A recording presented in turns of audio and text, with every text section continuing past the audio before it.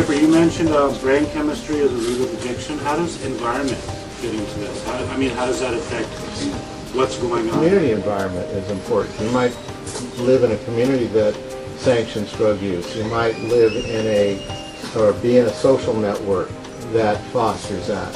So environment is very important, and it's not to marginalize it in this discussion. The genetics are certainly the thing that puts you in harm's way, and the environment is something that pushes you over the top.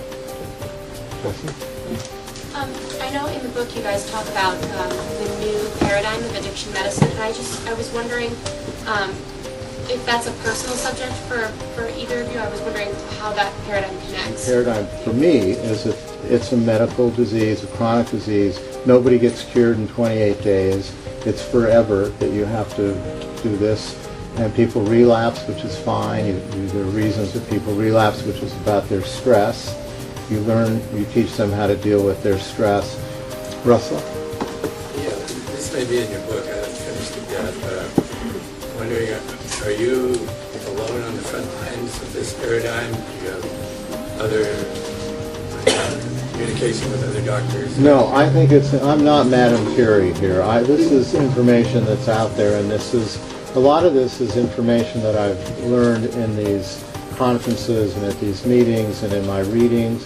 Most of it I've learned actually through experience. And so no, I'm definitely not alone. And there are a lot of doctors that treat addiction in similar ways. We've spoken mostly about substance abuse or substance addiction.